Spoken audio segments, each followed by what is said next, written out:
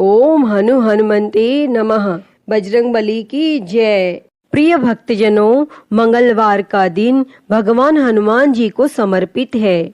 इस दिन सुख संपत्ति, यश और संतान प्राप्ति के लिए मंगलवार का व्रत रखना शुभ माना जाता है और हनुमान जी से जुड़ी मंगलवार व्रत कथा का पाठ अथवा श्रवण करके इस व्रत को पूरी श्रद्धा के साथ पूर्ण करना चाहिए।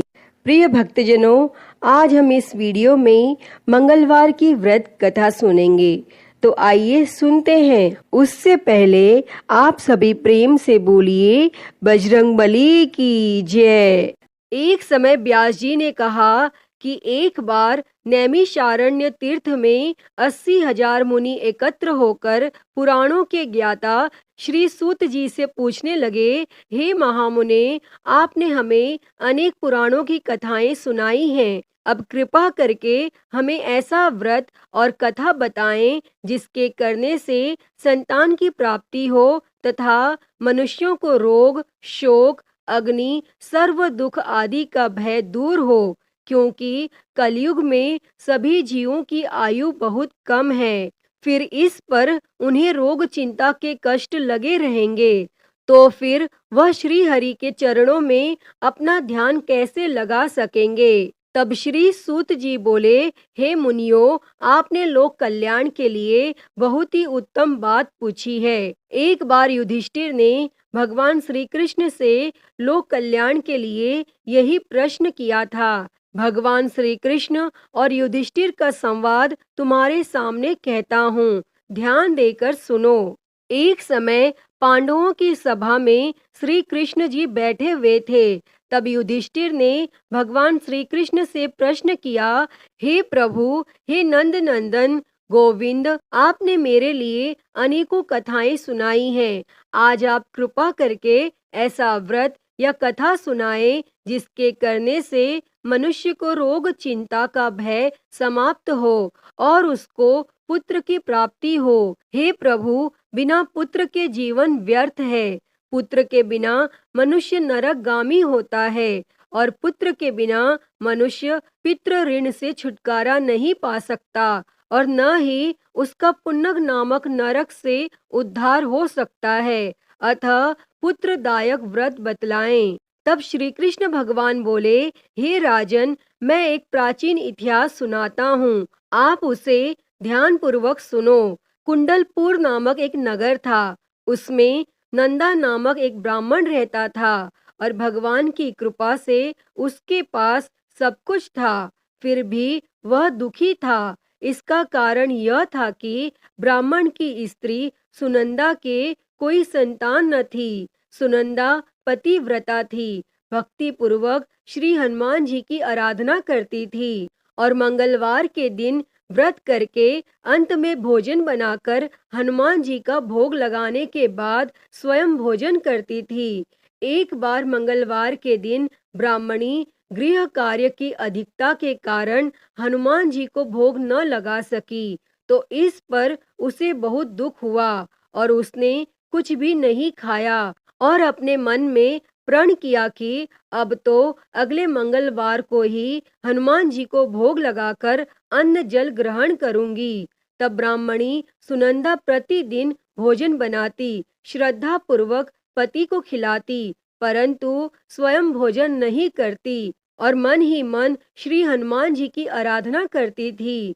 इसी प्रकार 6 दिन गुजर गए और ब्राह्मणी सुनंदा अपने निश्चय के अनुसार भूखी प्यासी निराहार रही और अगले मंगलवार को ब्राह्मणी सुनंदा प्रातः काल ही बेहोश होकर गिर पड़ी। तब ब्राह्मणी सुनंदा की इस असीम भक्ति के प्रभाव से श्री हनुमान जी बहुत प्रसन्न हुए और प्रकट होकर बोले, सुनंदा, मैं तेरी भक्ति से बहुत प्रसन्न हूँ, तू उठ और वर मांग। तब सुनंदा अपने आराध्य देव श्री हनुमान जी को देखकर आनंद की अधिकता से विह्वल हो श्री हनुमान जी के चरणों में गिरकर बोली, हे प्रभु, मेरी कोई संतान नहीं है, कृपा करके मुझे संतान प्राप्ति का आशीर्वाद दें, आपकी अति कृपा होगी। तब श्री महावीर जी बोले, तेरी इच्छा पूर्ण होगी, तेरे एक कन्या पैदा होगी, उसके अष्टांग प्रतिदिन सोना दिया करेंगे। इस प्रकार कहकर श्री महावीर जी अंतर्ध्यान हो गए। तब ब्राह्मणी सुनंदा बहुत हर्षित हुई और सभी समाचार अपने पति से कहा। तब ब्राह्मण देव कन्या का वरदान सुनकर कुछ दुखी हुए, परंतु सोना मिलने की बात सुनी तो बहुत प्रसन्न हुए और विचार किया कि ऐसी कन्या के साथ मेरी निर्धनता भी समाप्त हो जाएगी। तब श्री हनुमान जी की कृपा से वह ब्राह्मणी गर्भवती हुई और 10वें महीने में उसे बहुत ही सुंदर पुत्री प्राप्त हुई। यह बच्ची अपने पिता के घर में ठीक उसी तरह से बढ़ने लगी जिस प्रकार शुक्ल पक्ष का चंद्रमा बढ़ता है। और 10वें दिन ब्राह्मण ने उस बालिका का नामकरण संस्कार कराया। उसके कुल पुरोहित ने उस बालिका का नाम रत्नावली रखा, क्योंकि यह कन्या सोना प्रदान किया करती थी। इस कन्या ने पूर्व जन्म में बड़े ही विधान से मंगल देव का व्रत किया था। रत्नावली का अष्टांग बहुत सा सोना देता था और उस सोने से नंदा ब्राह्मण बहुत ही धनवान हो गए। अब ब्राह्मणी भी बहुत अभिमान करने लगी थी। समय बीतता रहा। अब रत्नावली 10 वर्ष की हो चुकी थी। एक दिन जब नंदा ब्राह्मण प्रसन्न चित्त था, तब सुनंदा ने अपने पति से कहा, मेरी पुत्री रत्नावली विवाह के योग्य हो गई है, अतः आप कोई सुंदर तथा योग्य वर देखकर इसका विवाह कर दें। तब यह सुनकर ब्राह्मण बोला, अभी तो रत्नावली बहुत छोटी है। तब ब्राह्मणी बोली, शास्त्रों की आज्ञा है कि कन्या 8वें वर्ष में गौरी, 9 वर्ष में रोहिणी, 10वें वर्ष में कन्या, इसके पश्चात रजस्वला हो जाती है। गौरी के दान से पाताल लोक की प्राप्ति होती है और रोहिणी के दान से वैकुंठ लोक की प्राप्ति होती है।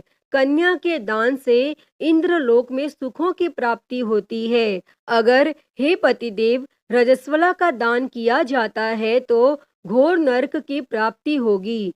इस पर ब्राह्मण बोला, अभी तो रत्नावली मात्र 10 ही वर्ष की है और मैंने तो 16-16 साल की कन्याओं के विवाह कराए हैं, अभी जल्दी क्या है। तब ब्राह्मणी सुनंदा बोली, आपको तो लोभ अधिक हो गया लगता है। शास्त्रों में कहा गया है कि माता पिता और बड़ा भाई रजस्वला कन्या को देखते हैं तो वह अवश्य ही नरकगामी होते हैं। तब ब्राह्मण बोला, अच्छी बात है, कल मैं अवश्य ही योग्य वर की तलाश में अपना दूत भेजूंगा। तब दूसरे दिन ब्राह्मण ने अपने दूत को बुलाया और आज्ञा दी कि जैसी सुंदर मेरी कन्या है वैसा ही सुंदर वर उसके लिए तलाश करो। और दूत अपने स्वामी की आज्ञा पाकर निकल पड़ा। तब पंपई नगर में उसने एक सुंदर लड़के को देखा। यह बालक एक ब्राह्मण परिवार का बहुत ही गुणवान पुत्र था। उसका नाम सोमेश्वर था और दूत ने इस सुंदर व गुणवान ब्राह्मण पुत्र के बारे में अपने स्वामी को पूर्ण विवरण दिया और फिर शुभ मुहूर्त में विधि पूर्वक कन्या दान करके ब्राह्मण ब्राह्मणी संतुष्ट हुए। परंतु ब्राह्मण के मन में तो लोभ समाया हुआ था। उसने कन्या दान तो कर दिया था, पर वह बहुत खिन्न भी था। उसने विचार किया कि रत्नावली तो अब चली जाएगी और मुझे इससे जो सोना मिलता था वह अब मिलेगा नहीं। मेरे पास जो धन था कुछ तो इसके विवाह में खर्च हो गया और जो शेष बचा है वह भी कुछ दिनों पश्चात समाप्त हो जाएगा। मैंने तो इसका विवाह करके बहुत ही बड़ी भूल कर दी है। अब कोई ऐसा उपाय हो कि रत्नावली मेरे घर में ही बनी रहे, अपने ससुराल न जाए। तब लोभ रूपी राक्षस ब्राह्मण के मस्तिष्क पर छाता जा रहा था। रात भर अपनी शैया पर बेचैनी से करवटें बदलते बदलते उसने एक बहुत ही क्रूर निर्णय लिया। उसने विचार किया कि जब रत्नावली को लेकर उसका पति सोमेश्वर अपने घर के लिए जाएगा तो वह मार्ग में छिपकर सोमेश्वर का वध कर देगा और अपनी लड़की को अपने घर ले आएगा, जिससे नियमित रूप से उसे सोना भी मिलता रहेगा और समाज का कोई मनुष्य उसे दोष भी नहीं दे सकेगा। और प्रातः काल हुआ तो नंदा और सुनंदा ने अपने जमाई तथा लड़की को बहुत सारा धन देकर विदा किया और सोमेश्वर अपनी पत्नी रत्नावली को लेकर ससुराल से अपने घर की तरफ चल दिया। और ब्राह्मण नंदा महालोभ के वशीभूत हो अपनी मति खो चुका था और पाप पुण्य का उसे विचार न रहा। अपने भयानक व क्रूर निर्णय को कार्य रूप देने के लिए उसने अपने दूत को मार्ग में अपने जमाई का वध करने के लिए भेज दिया था, ताकि रत्नावली से प्राप्त होने वाला सोना उसे हमेशा मिलता रहे और वो कभी निर्धन न हो। तब ब्राह्मण के दूत ने अपनी स्वामी की आज्ञा का पालन करते हुए उसके जमाई सोमेश्वर का मार्ग में ही वध कर दिया। तब यह समाचार प्राप्त कर ब्राह्मण नंदा मार्ग में पहुंचा और रुदन करती अपनी पुत्री रत्नावली से बोला, हे पुत्री, मार्ग में लुटेरों ने तेरे पति का वध कर दिया है। भगवान की इच्छा के आगे किसी का कोई वश नहीं चलता है। अब तू घर चल, वहां पर ही रहकर शेष जीवन व्यतीत करना। जो भाग्य में लिखा है वही होगा। और अपने पति की अकाल मृत्यु से रत्नावली बहुत दुखी हुई। करुण क्रंदन व रुदन करते हुए अपने पिता से बोली, हे पिताजी, इस संसार में जिस स्त्री का पति नहीं है उसका जीना व्यर्थ है। मैं अपने पति के साथ ही अपने शरीर को जला दूंगी और सती होकर अपने इस जन्म को, माता पिता के नाम को तथा सास ससुर के यश को सार्थक करूंगी। तब ब्राह्मण नंदा अपनी पुत्री रत्नावली के वचनों को सुनकर बहुत दुखी हुआ। विचार करने लगा, मैंने व्यर्थ ही जमाई वध का पाप अपने सिर लिया। रत्नावली तो उसके पीछे अपने प्राण तक देने को तैयार है और मेरा तो दोनों तरफ से मरण हो गया। धन तो अब मिलेगा नहीं, जमाई वध के पाप के फलस्वरूप यम यातना भी भुगतनी पड़ेगी। और यह सोचकर वह बहुत खिन्न हुआ। तब सोमेश्वर की चिता बनाई गई। रत्नावली सती होने की इच्छा से अपने पति का सिर अपने गोद में रखकर चिता में बैठ गई।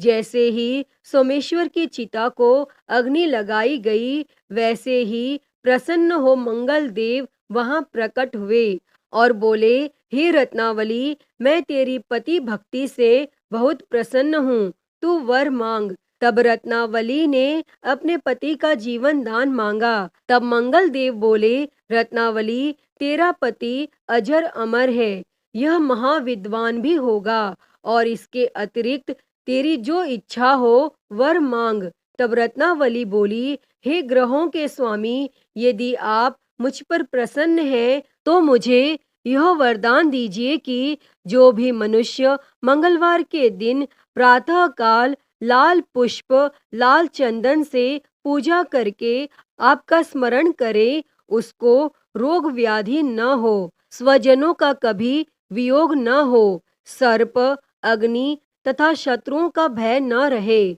जो स्त्री मंगलवार का व्रत करे वह कभी विधवा न हो। और मंगल देव तथास्तु कहकर अंतर ध्यान हो गए।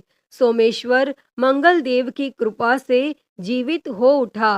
रत्नावली अपने पति को पुनः प्राप्त कर बहुत प्रसन्न हुई और मंगल देव का व्रत प्रत्येक मंगलवार को करके व्रत राज और मंगल देव की कृपा से इस लोक में सुख ऐश्वर्य को भोगते हुए अंत में अपने पति के साथ स्वर्ग लोक को गई। अतः हे मंगल देव, जैसी कृपा आपने रत्नावली और उसके पति सोमेश्वर पर की, वैसी ही कृपा इस कथा को कहते, सुनते और हुंकारा भरते सभी पर सदैव करना। तो सभी प्रेम से बोलिए, श्री मंगल देव की जय, श्री हनुमान जी की जय। प्रिय भक्तजनों, मैं उम्मीद करती हूँ कि आपको यह कथा पसंद आई होगी और अगर वीडियो अच्छी लगी हो तो इसे लाइक करें, ज़्यादा से ज़्यादा शेयर करें और कमेंट में बजरंगबली की जय लिखना ना भूलें और हरिहर भक्ति चैनल को सब्सक्राइब कर नोटिफिकेशन बेल को ज़रूर ऑन कर लें। हर हर महादेव। धन्यवाद।